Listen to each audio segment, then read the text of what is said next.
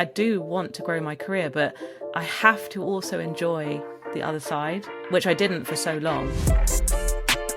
You're listening to Creative Rebels, the podcast for creatives. Welcome back, Rebels. I am so happy to be doing this show again. Obviously, you might have noticed that Adam is no longer part of the show. We love him, we miss him, but go and give him some abuse on social media. I was terrified to start this show on my own. I think when you have a creative partnership that breaks up and you want to do it solo, there's a lot of pressure because you're used to a certain workflow. You have that other person to bounce everything off of. And I honestly didn't think I could do the show on my own. And I think the show has such a rich legacy. And obviously I was 50% part of that. But to then go, yeah, I can do that 100% on my own, it was difficult. I was questioning, like, can I do that? So I'm going to need you guys to hold my hand and be my support system, because that's what I want to do. I want to bring you an incredible show. I think this show was a companion for so many of you. It can be really lonely being a creative, and you might have support from your friends and family, but if you're not surrounded by creatively minded people, you can feel like you're alone. And so I want to bring you those stories so that you can hear the people who they were told that they were crazy and no one believed in them, but they did it anyway. And hopefully that makes you feel less alone and gives you the confidence to think, yeah, actually, maybe I could make a go of this. Maybe I could be creatively fulfilled and live a creative life. Because over the past couple of years, I've started to realize that the reason that I'm on this planet is to convince people to make stuff. That's all it is. Just make stuff, because that will bring you everything that you need. Because as you make stuff, you will follow your curiosity and you'll learn what you like and what you don't like. You'll make stuff that is like a beacon of light that attracts like-minded people around you that dig your stuff, that think and feel the same way that you do. It will open up new connections for you. It will open up yourself. It's how you process the world around you just by making stuff. So as terrified as I am to do this podcast, I have to make it, because that's my purpose. That's why I'm here. So, and through the process of making it, it will get better and it will help more people. And that's all I want with this show. So thank you for being here. As is customary, the first episode of every new season that we used to do was always with Emma Gannon. And this season is no different. Emma Gannon joins us, and it's so lovely because there's if you go through the archive, you can find 3 previous episodes from Emma. This is her 4th appearance on the show, which is record breaking. And it's lovely to go back and listen to those old episodes, because we all have different eras in our careers. And these are snapshots of different parts of getting those interviews of different parts of Emma's life has been really interesting. And I think where she is now is probably the most interesting place. And it's lovely to have documented the at times real struggle to get to where she is now. I think making it as a writer is so tough, and it is to her credit. I mean, making it as a creative is always tough, but writing is one of those ones. I think music as well are just particularly difficult. I almost feel like as a visual artist, it's like a cheat code. We have pictures and you can say so much with pictures, and it's such a quick way to reach someone, to grab their attention. Whereas to get someone to sit down and sit with your words and imbibe them is a lot bigger ask. But Emma's done it. And I think she's done it by being open and honest and vulnerable and making great work. So I hope you enjoy this episode with the hero that is Emma Gannon.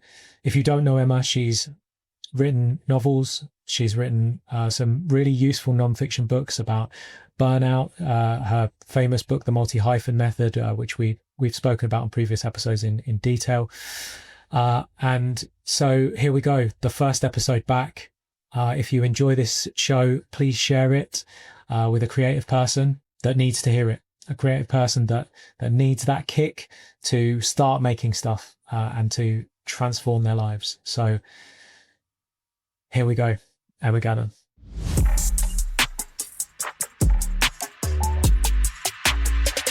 So since we last spoke, I think you like so much has changed in your life because it would be 5 years ago, right? Because I Oh think you my were like, god. I'm Oh 30. my god. Um, Wow. and I know. And so since then, you've written Disconnected, Success Myth, and Year of Nothing. And those three books I feel like are very, very much tied to each other, and very much tied to the story of your life around that period.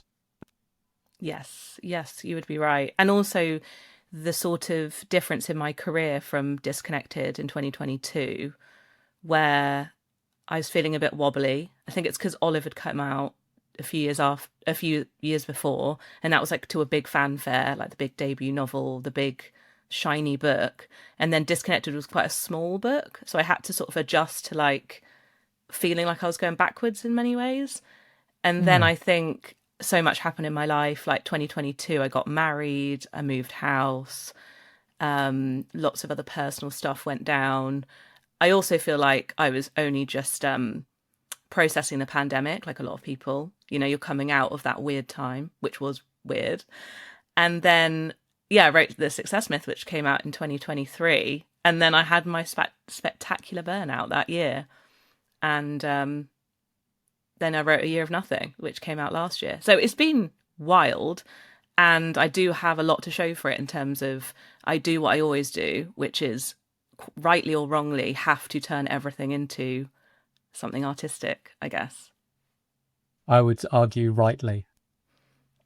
Hopefully rightly, and hopefully not that everything's like content in brackets, because I really never want it to feel like I'm using all this material. It's like genuinely survival, which sounds very dramatic, but in that year of nothing, I was like, I have to document this for myself more than anything. Okay, 100%. I think art is how we process our existence. And you, I always say to artists, the flow state that you get into when you're writing or painting or dancing or making a poem, that is for you. And that is the process that you fall in love with. And 2 hours feels like 20 minutes. And that is wholly 100% yours. And you're creatively problem solving, especially when you're writing, you're thinking a million miles a minute, and you're learning what you think. You're processing. Is why I always point to Seth Godin as just he can just drop a bomb with one sentence, and it's so concise because he knows what he thinks, because he writes every single day. So Yes, yeah. that process is for you. But then after you've done that, you've got something, you've got a thing that you made. And if you then put that out and give it to other people, and they're allowed to feel however they want to feel about it, and they can take something from it or not, but it's just that's your offering. It's like you got what you needed from it, which was therapy and processing and the enjoyment of everything that goes into that. And I'm not saying that the process is easy as well. Like, the process is often really hard, but that's part of the fun of it, is like overcoming these like little mini mountains that we set ourselves. And then you put it into the world. After that, it's not really any of your business what happens to it after that. That's up to them to deal with it. And if they don't like it, they can just click off. That's fine. Yeah, but it's interesting with that book because I felt the need to protect it more than my other books. Like I decided not to go with a traditional publisher. I just was like, do you know what? This is really personal and really quite sacred to me. And it's not like people can't have opinions on it. They can. But I decided to go with the Pound Project, which is like an indie publisher where it was just me and this one guy who owns the publisher.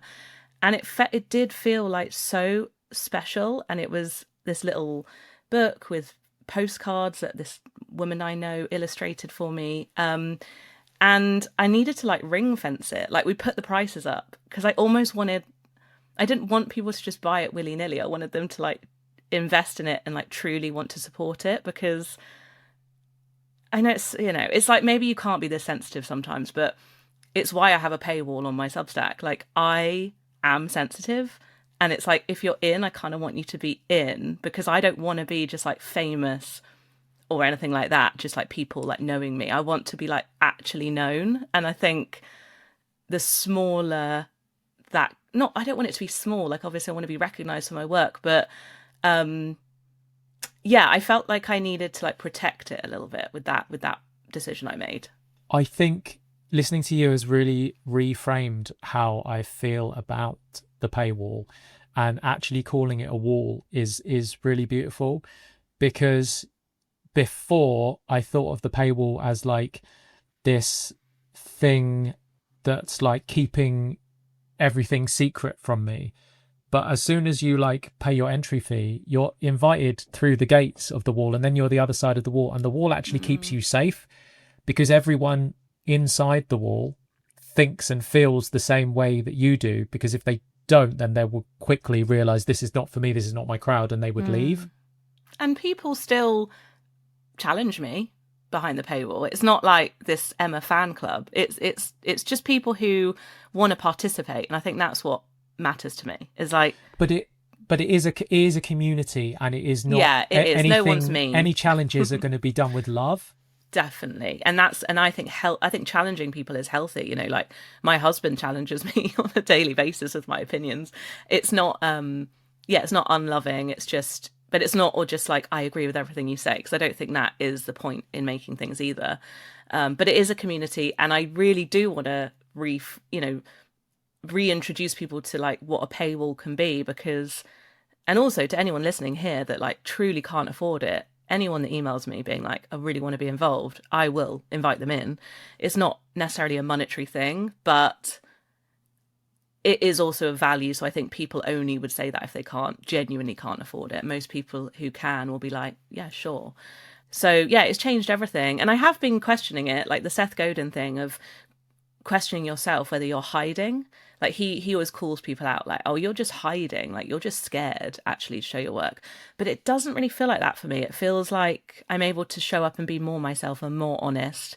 And there's plenty of other places people can find me for free. But yeah, the burnout as well made me realize that I need a safe space. I think it's possible.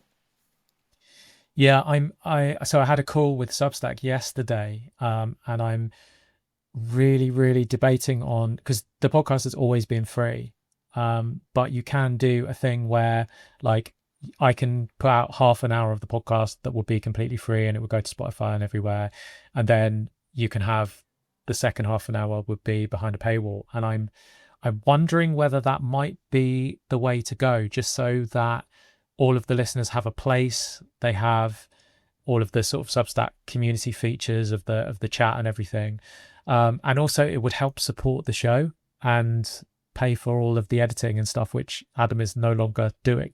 Do you know what I mean? It's like now that all just comes out of my pocket now. So I really am wondering, and I think I've got to work through the issues of asking, I guess. I don't know if it's something that I will pursue down the line, or whether Rebels will always be free. I don't know, but it's definitely something that I'm considering. Mm. Yeah, and it's something that I guess unfolds rather than like having it all figured out. Like it's funny, I joined Substack in the midst of my burnout because I just missed blogging. I just really missed going back to basics. And if you'd have told me 3 years later, how funny, 3 years. I know we always used to talk about that, didn't we? Yeah, The three yeah. year rule. But like 3 years later, it's my job and it's thriving and it's like six-figure business for those 3 years. And I'm like, that is not, that was not my intention. But then when I look back on my career, I've been writing online for people in this way for like over 10 years. Is it a coincidence that it's led to people valuing it? Because I've been sending out a really similar newsletter to the Hyphen since 2015. So all those Wow. people that have loved that newsletter for 10 years, I put a paywall on it and they're like, yeah, of course I'll pay you. I've had 10 years of free stuff and I want to keep on reading it. And I think that's also really interesting to me, that it doesn't feel like I'm asking people to pay, because I'm like almost in deficit of like how much I've given for free over the years. Yeah. So it's almost like it feels like balanced. That's how I feel.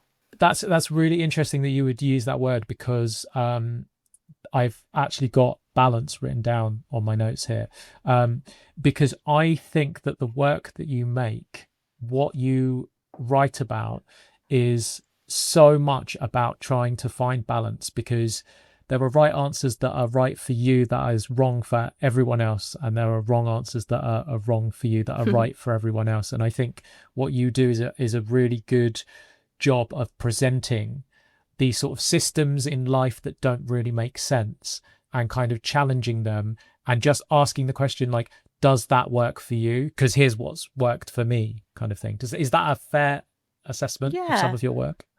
definitely. But I also am living my life out loud because that's what's inspired me, watching other people live their lives out loud. You know, it's that whole thing of like, don't tell anyone what to do ever. Just do your thing, and if they like it, they might follow. You know, it's like an invitation rather than like, come in and I'll tell you my secrets. And I'm never saying like this is the blueprint. And I think that's what is so interesting about having an audience. Some people really take it as that. They're like, oh, you've told me to do this. I'm like, no, no, no, no. I really haven't. I've just shared something that's worked for me. And there's a difference. And I really think we need to learn as a society, honestly, like how to separate ourselves. Like, I am not you, you are not me. We do not have the same brain. Like, we're separate. We're still like together and like we're not alone and we're all connected. But that doesn't mean we're the same. And so I think that's like obvious, but I think a lot of people you really take it as like advice, and I'm kind of against advice culture for sure. Yeah, yeah. I think that's why I try and get really diverse sort of voices on the show. I've got someone coming up who is get away from social media expert completely. Nice. Completely, let's turn it off completely, and make real life connections, and you can be a successful artist, maker, creator outside of the social media system. Then I've got someone coming on who is literally like, this is how we put together hooks, this is how long your videos need to be, here's some YouTube advice, like full on social media, like let's fucking get all of the platforms and post content at all times. Because find what works for you. Maybe it's a balance in the middle. Maybe you want to completely get off of social media, but you get something from learning about hooks that you're going to use when you open the first chapter of your book that you're writing. Do you know what I mean? It's like there's nuggets that we can get from everything, because I think we learn from stories. I think we learn from people's experiences, and I'm hoping on the show a bit more, because I think maybe in the past I've not been fully myself on this podcast, because of just having that safety net of Adam, and so I hope that I can really like just let people know like, this is what's happening, this is what I'm going through, and hopefully it helps some people. I think it'll be great. And it's also, you know, you guys were brilliant together, but I think you're obviously also brilliant separate. And I think also it's like more potent in a way. Like you're getting like one thing that's not diluted. So that will, yeah, no doubt be a good thing. I know that the podcast fundamentally changed my life, and everything that I learned through 3 years of doing it was directly proportional to me then starting my career in the pandemic and seeing success in it, was because of everything that I'd learned from just interviewing these amazing people. So I'm really excited to just dive into more stories. That's what we need. Yeah, for sure. Yeah, there's no way doing a podcast can't change your life. It's just incredible. You did your little mini one on Substack last year. With that, is it just like, when the time's right, I'll record some more episodes? It's interesting. I really enjoyed using Substack for that. Actually, I messaged someone that worked at Substack, being like, I think the analytics are broken because I haven't put this out and like it's got this many downloads. And they were like, no, no, that's right. It was like something about the ecosystem of Substack. Like people had just found it, and like honestly, I had like hundreds of thousands of downloads. It was weird. Like I don't know what happened with that podcast, but anyway, I didn't really want it. Like the metrics of success for that anyway wasn't the numbers really, but I did it because, you know, when you break up with someone and then like you go back for a bit more before you fully break up. Yeah, yeah. Like it was kind of with podcasting. Um, you know, I was in a relationship with podcasting for like 6 years. It was my main job. Yeah. And then I just cut it off, obviously, because I was burnt out and needed a break. And I did a voice note going through the woods, being like, the podcast is over. Like, it was all very dramatic. And I just thought, oh, surely I need to do more of it. Like, that's my thing. And I went back for a bit more. And then I realized, no, I've changed. And my main thing is writing. And it's always been writing.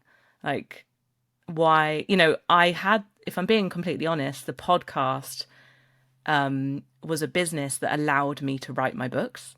Like, that's Right. how I earned my money, was through the ads on the podcast. And I loved interviewing authors, but I realized that I was going to spend too much time interviewing other people about their work and not make my own. Like, I was like, I can't write novels and read everyone's books every week and interview them. Like, that wasn't going to help me in my career. Yeah. So, anyway, I did the mini series and it was great, but I've lost the love for it, I guess. I still love listening to them. Yeah. Yeah. No, I think that's a really beautiful realization. And so often, I think like a paycheck is the most addictive thing in the world, they say, and I totally understand why people keep going on something even when they've lost the passion for it. It's just because it's the thing that's keeping the lights on. So yeah, it makes perfect sense. Yeah. And I think, maybe I think I've mentioned my sensitivity already on this podcast, but like, it's something I'm also trying to see as a superpower. Like, I am sensitive, and I'm really sensitive to noise. I've realized, like, I have to wear these special headphones when I'm out and about now. And, there's certain things that really upset me. We're all sensitive, but like, I will get so upset by things. And I've started to be like, do you know what? I think that's why I'm a writer. So let's firstly embrace that. But also, it's this amazing compass, because the minute I don't like something or don't want to do it, and obviously I was in a position where Substack was making me money, so I could shut down the podcast. It wasn't like Yeah. I'm going to just quit my job, and we all need money. But it was like my whole body, every time I went near a microphone, just started to kind of seize up, and like I started getting really bad sore throats. And I don't know, I was just like, maybe this sensitivity to things that make me feel bad is a good thing. Yeah, man. I mean, that's listen to your body. That's your body telling you that I don't want to do this anymore, mummy. Please stop. Literally. I know. And, I've got a friend actually who, thank God, has quit her job now. But she used to tell me that she would skip into work because she likes life. She gets up, the sun's shining, she goes into work. And the minute she sat down at her desk, she would like slump in her chair, and just all the energy would drain from her body. And like, everyone would comment on like how ill she looked suddenly. And I was like, we don't listen to these things. Like, that is your body being like, I hate this. I don't want to be here anymore. And we don't give ourselves the permission to see if there's another way. What does a day look like for you these days? Oh, these days, well, I've had to kind of, again, give myself the permission to not actually work for very long every day. So I'm rarely working past like 2 p.m. these days, because I'm getting up earlier. I go to bed really early and I get up early and I do What my time do you go to writing. bed? 9. Okay. I go to bed at 10. Yeah. Yeah, well, like, I get into bed at 9, and then like I might read for a bit, so I'm probably asleep Yeah. by 10, getting up at 6:37. And so by the time like 10 o'clock rolls round, I've already done my writing for the day. And that has done wonders for my mental health, because it's like, whatever happens that day, I've prioritized myself and my work. And then the rest of the day is like emails, or like doing this podcast, or I don't know, brainstorming, or like talking to someone on my team, or getting ideas, like still work related up until maybe like 2. And then from 2 onwards, reading, walking, swimming. Today I'm going to the cinema to see Bridget Jones with my friend.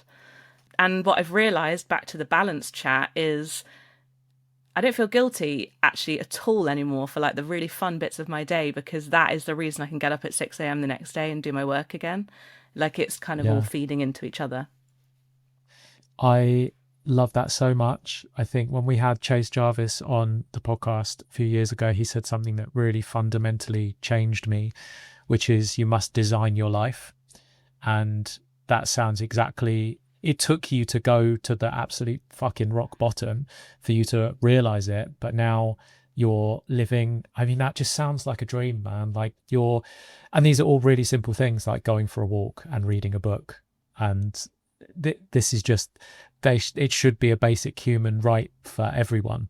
But yeah, you're able to do these sort of beautiful, like, I guess, like core human behaviors, and you've designed it that way. I think that's great. Yeah, and you know, over the past 3 years, I've been making peace with like not having kids, even though that's a choice. It's still there was like grief around that still because I'm still choosing not to do something that ultimately Yes. is clearly a very beautiful thing to do.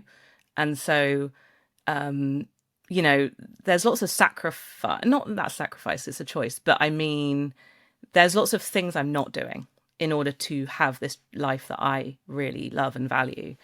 And yeah, it's going to bed at 9 p.m. I'm not out in the pub till midnight anymore, sadly. Yeah. I when I came to see you talk last year, I wrote down, you said, I feel like myself for the first time.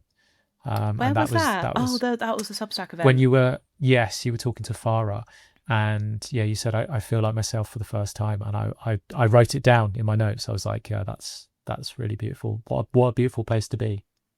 It's really lovely. And actually, you know, the reason why I couldn't do the podcast and I didn't reply to your email is because I believe that when we're underground and we're going through that hard stuff, like whether it's grief, whether it's burnout, whatever, I couldn't go and do a talk or like be on a podcast because I didn't know who I was.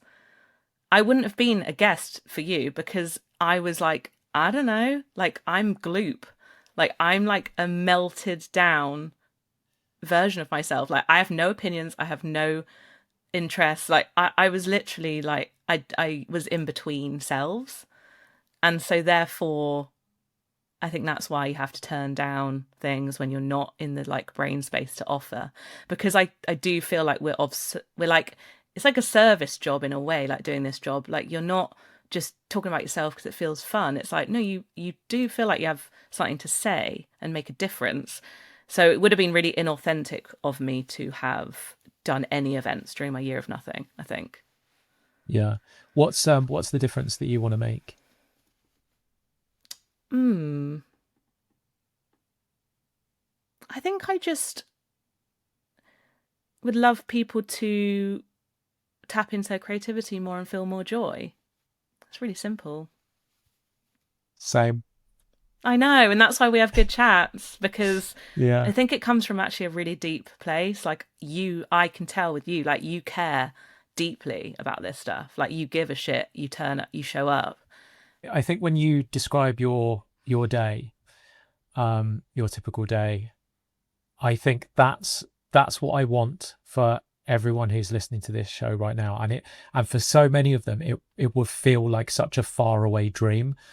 And I want that for them because in finishing work at 2 p.m. and being able to go for a walk, or like with me, like waking up on a Tuesday and going, shall I go to the studio today? No, I think I'm just going to play with the dog. And I'll go in on Wednesday, or maybe I won't. Maybe I'll take the whole week off. Having that sort of freedom to put your brain in the space where you can create when you want to, and the time off is as important as the time on.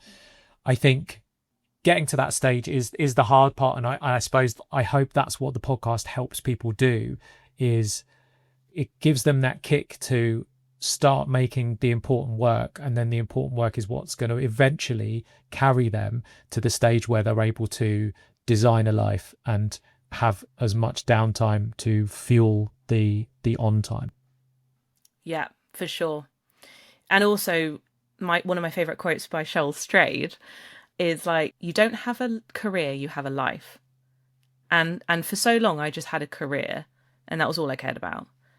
And if you'd have told me that I would look forward to 2 p.m. where I could like go for a walk or go to a museum or go and see a family member, I'd be like, well, no, like the best part of my day is like the grind and the hustle and the I'm going to smash it and grow my career. And it's like, I do want to grow my career, but I have to also enjoy the other side, which I didn't for so long. Like sitting in front of the TV in the evening, I like would dread.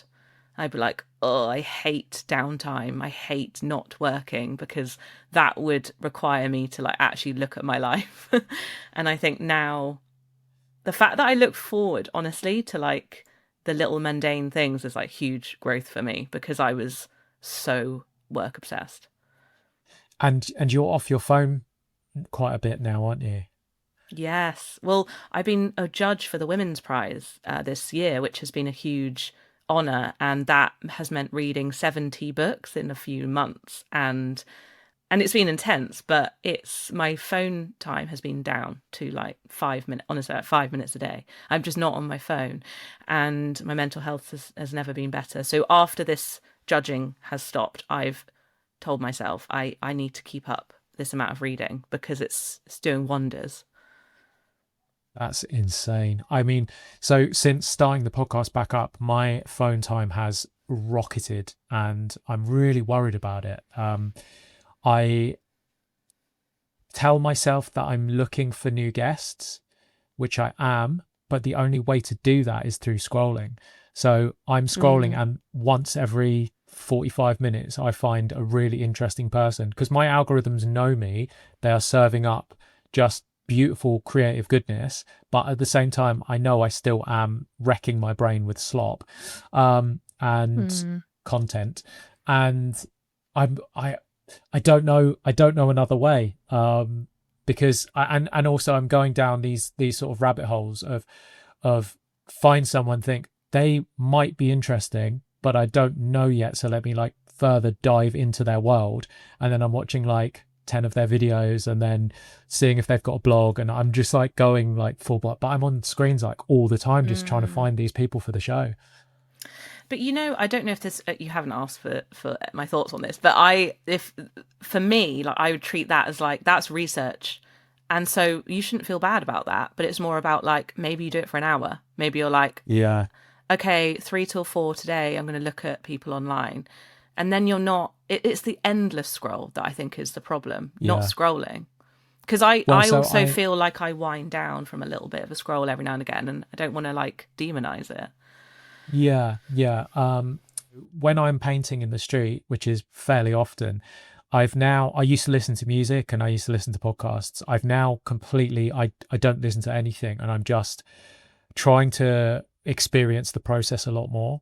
And that's been beautiful. That's probably been the past year that I've done that. And I don't, I'm I'm much more like aware of, because I have to be aware so I don't get arrested, but I'm like aware of my surroundings, and it's this sort of heightened part of the process of like, I know this, I'm going to be in the street for 2 to 3 hours and I'm going to make this work, and it's just like quite intense, I think, just Mm, experiencing the paint and the wall and the outside surroundings has been really beautiful. I've been really enjoying that.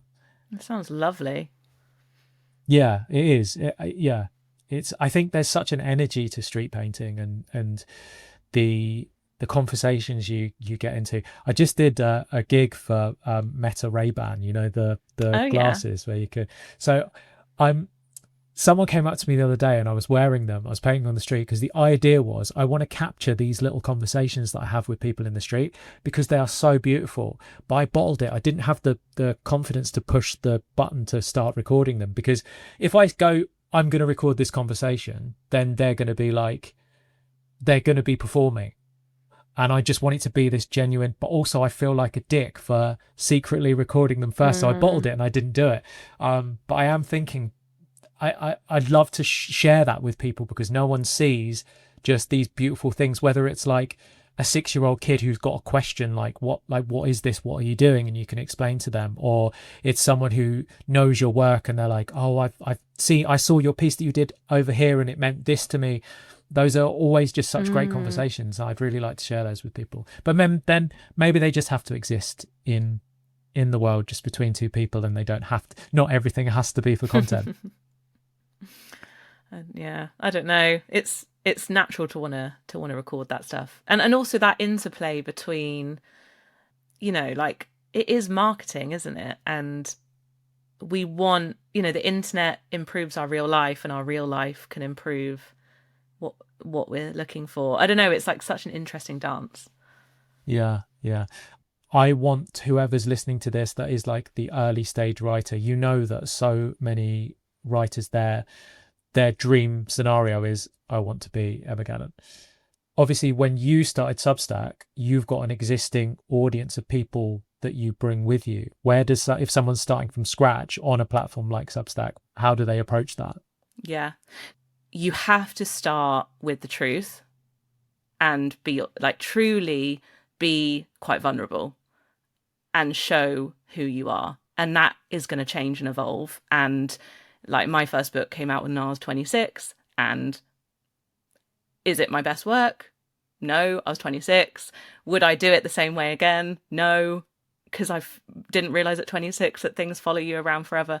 So it's like, but do I regret it? No, because I was, just trying things out. And like we have to be really kind to ourselves and allow ourselves to try things out. And I just always refuse to be embarrassed. Like I refuse to be shamed. Like I'm just like, I like this. I'm going to do it. It brings me joy. And if my life had gone in a different direction and I had to like work at, I don't know, an agency, which I did for years and I actually loved, and I met my husband Yeah. there and we had a great time, I'd just still do that and I'd still write on the side because I love writing. And so I think it's just have fun with it and really enjoy it and realize you're going to change and grow and refuse to be embarrassed. So, someone that I used to follow early on was Caitlin Moran, who had a column in the Times, and it was always like people bought the Times for her column. It was always led by the personal brand of the writer. And this was even like 20 years ago.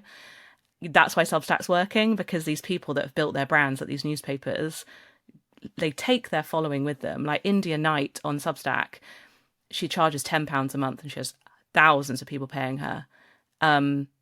It's because everyone loved her column in the Sunday Times and now they go to Substack. It's like you have to, kind of play the game a bit and be like, I am a business. I am someone that wants to take that existing audience with me. And with Caitlin, like I remember reading her first book and she writes like a lot of capital letters in her writing. Like she's very sort of, she'll be quite shouty in her writing. Like I love it. It's very kind of extra. And she always used to do that in her column. And then I read a whole book with her writing style. And I just was like, you've got such a clear tone of voice. I would know exactly who this is, even if they covered the name up. And I think that's what you want to aim for. Yeah. Yeah, I agree. And I do think the cream rises to the top. And I get a lot of pushback when I say that. But I really think the art that is the best art is the art that makes people feel something. And if you are writing for yourself, like you said, start with the truth, then if it's your truth, this world is very large, much larger than people give it credit for. And you just have to find the people that believe that same truth that you do, and galvanize them around you. I really think I think in this modern society where AI is replacing a lot of jobs, I really think the creatives, it's going to be a beautiful time. People who make stuff with their hands, who put real words down on paper that are not, I think I can spot a chat GPT written thing a mile away. It's so obvious. Yeah. And it'll probably get better, and we'll probably be able to, we probably won't be able to tell at some point, but I just think the stuff that's made from the heart, the work that is about that truth, that is the important work. What's your your biggest your most read article on Substack? Do you know? Oh, well, ironically, it's actually the one where I think I said that I was making six figures on Substack. Right. But Okay. this was like 3 years ago where I was like, guys, this is amazing. Come over here and have a look. Like, I haven't written a post like that since. Yeah. Because, oh God, that would be a horrible, horrible trap to go down where you realize it works, in quotes. So Because that's my there's a lot on there now, isn't there? Of like, here's, Oh, I'm a yeah. writer on Substack. Here's how I'm successful on Substack, and that's their whole thing. Yeah. And that's not what my Substack is. I really want to focus on the writing and the words, but I genuinely like wanted to share that piece. And when you read it, it's actually not like here's my tips. It's just like telling the honest truth about my career and how it's changed and evolved and everything. And then the second most popular, I think, is about how I hate Instagram. And then the third is an open letter I wrote to my friends who have children. So it's a mixture. That's lovely. My second most popular is also about how I hate Instagram. Oh God. Yeah, I have very much love-hate relationship with that platform. And that's why I love Substack so much, because I think for me, all I've ever wanted is freedom to write long form. And even with Instagram and the captions, it's just never enough for me. Yeah, yeah. It doesn't support. I think I've seen a lot of people on Substack who are saying how they are cutting down their phone time dramatically, and I think it's probably because they can get everything in one place. Whereas you find that Instagram will roll out these features that are just copies of other platforms. I don't feel that on Substack. It's sort of just a collection of, here you will find a bunch of writers, but they can also post up a picture of their day. They can tell you a brief comment in however many characters that's basically a tweet. They could post a long form podcast video if they want. It's sort of Yeah, everything wrapped up in one place, and I think that's why I'm enjoying it there. it's kind of amazing. It's like Tumblr is back, but we get paid for it. And I love it so much. And yeah, I'm happy for it to evolve. I'm not, if I know a lot of people are trying to, they're like, I hate video. And I'm not a fan. Like, I'm not going to do live videos, but good for people that are, it's like, it's a bit of a one-stop shop for people. And, I don't spend a lot of time reading like notes or anything like that, but it feels like quite a friendly community to me. Yeah, I mean, I don't know how long they'll last, because I think I've seen a lot of LinkedIn gurus are starting to flood to the platform, and I think, yeah, but this is the thing, is like I'm never emotional about the platforms. They are a tool. You make your art and then you put it out for people to discover. I mean, I did a project last year, well, it's more than a year now, but where I was painting strangers in the street, and so much of that work I didn't post online. Um, Firstly, because I knew it wouldn't do very well, because if I paint a portrait of Marilyn Monroe, I know that'll do well because it hits the nostalgia or whatever, or Mickey Mouse. It's like I know the things that do well in street art, and I know that a photo of someone's granddad who no one has any emotional attachment to is not going to do well on social media. But the whole project was about these connections that I had with these complete strangers who'd sent me photos of themselves, and then I would paint them in the street. And after it's done, I send them an email and I go, here's where you can find yourself. And then it's a treasure hunt for them, and they've got to be quick because in case someone goes and like tags over it. So they quickly run, and I've had, because I don't know where people are submitting from, so I've had people fly in from other countries to take a photo of themselves with their mural.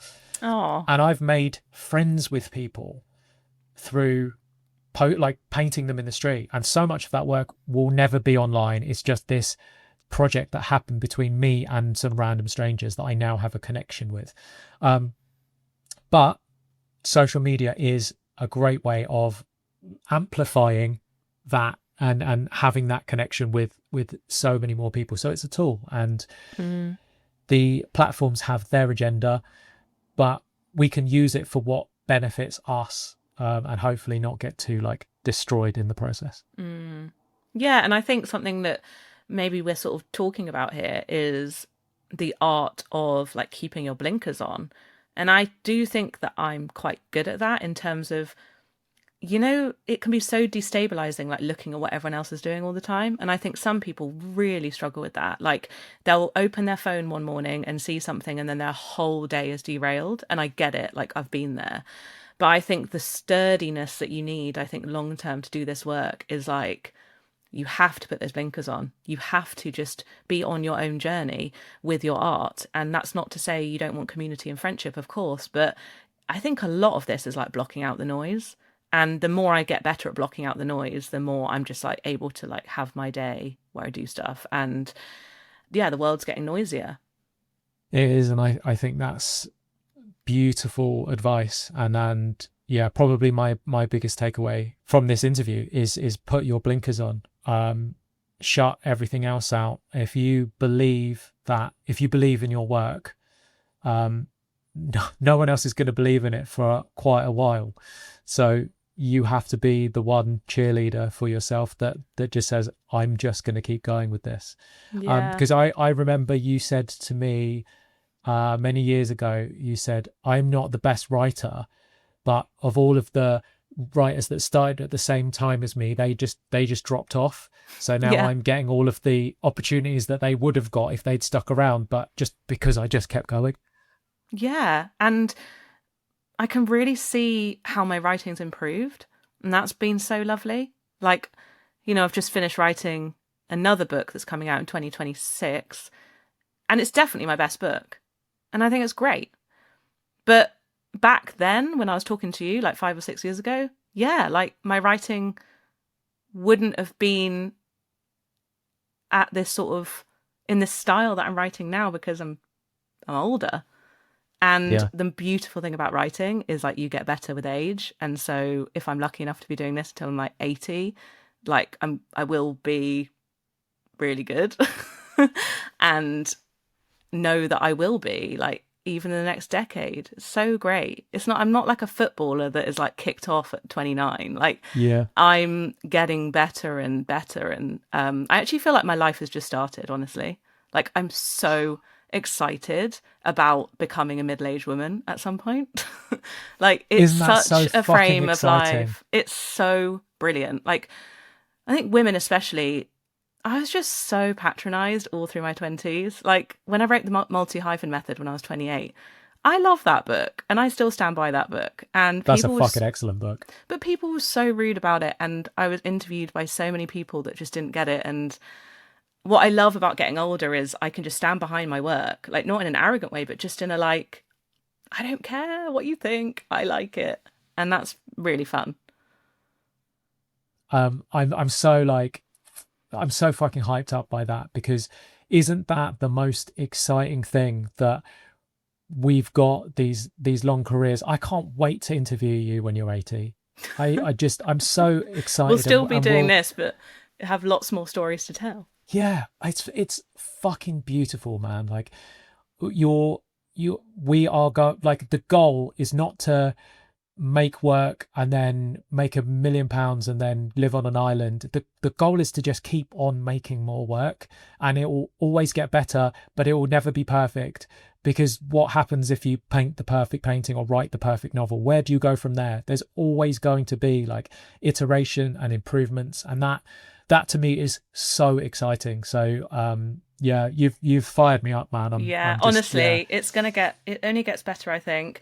And but because we are sold a myth about youth, we really are. Like I had to really sit with that one. I thought my value was my youth, and that because that's what I was celebrated for a long time. Like I was the plucky millennial woman who like knew stuff about the future and technology, and it's like I'm Yeah. really happy to just grow into chilling out a bit. I've been lucky enough to like interview Fran Lebowitz in her 70s, Julia Cameron in her 70s, Martha Beck in her 60s. These people are our mentors.